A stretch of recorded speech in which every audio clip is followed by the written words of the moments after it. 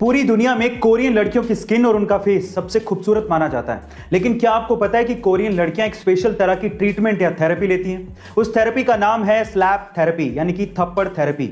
वो पूरे दिन में अपने चेहरे पर 30 से 40 बार थप्पड़ मारती हैं। लेकिन डोंट वरी, वो थप्पड़ जोर से लगाया गया थप्पड़ नहीं होता है। धीरे धीरे अपने चेहरे पर 30 से 40 बार थप्पड़ मारने से चेहरे में ब्लड सर्कुलेशन बढ़ता है, जिससे टॉक्सिन्स बाहर निकल जाते हैं। वो आपके स्किन को इंप्रूव करता है और आपकी एजिंग घटाता है और आप यंग दिखना शुरू हो जाते हो। तो गाइस, क्या आप भी स्लैप थेरेपी लेना चाहेंगे? कमेंट सेक्शन में जरूर लिखें। इंडिया में ऐसी बहुत सी फेमस कंपनियां हैं जिनके प्रोडक्ट हमारे घर पे हैं, हम उन्हें यूज भी करते हैं, लेकिन उनका मतलब हमें नहीं पता होता। जैसे कि MDH मसाले बहुत से किचन में मिल जाएंगे, लेकिन क्या आपको MDH का मतलब पता है? चलिए मैं आपको बताता हूं। MDH का मतलब है महाशया दी हट्टी। ये एक पंजाबी लाइन है जिसका मतलब है महाराजाओं की दुकान। दूसरा है अमूल, जिसका दूध बहुत से घरों में इस्तेमाल होता है, लेकिन इसका मतलब है आनंद मिल्क यूनियन लिमिटेड। तीसरा है MRF, जिसका टायर बहुत सी गाड़ियों में इस्तेमाल होता है, लेकिन इसका मतलब है मद्रास रबड़ फैक्ट्री।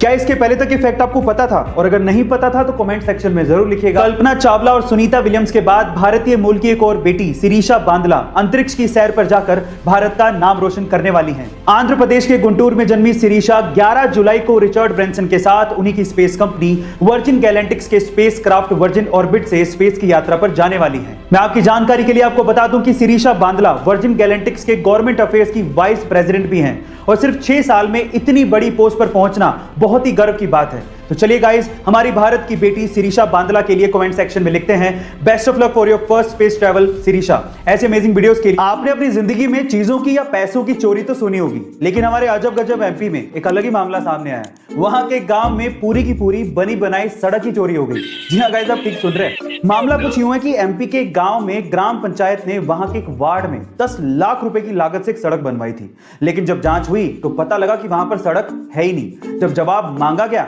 तो ग्राम पंचायत के उप सरपंच ने जवाब के बदले एक शिकायत ही दर्ज करवा दी और उस शिकायत में लिखा हुआ था कि इस वार्ड में शाम तक तो सड़क थी, लेकिन सुबह होते होते वो सड़क चोरी हो गई। मामला भ्रष्टाचार से जुड़ा हुआ लग रहा है, लेकिन ये जांच का विषय है। पर आपका इस अजब गजब शिकायत के बारे में क्या कहना है? कमेंट सेक्शन में जरूर लिखिएगा। आपने सार्क ऑर्गेनाइजेशन के बारे में तो जरूर सुना होगा, जिसकी फुल फॉर्म है south Asian association of regional cooperation, जिसे 1985 में बनाया गया था और टोटल 8 कंट्रीज इस सार्क की मेंबर हैं।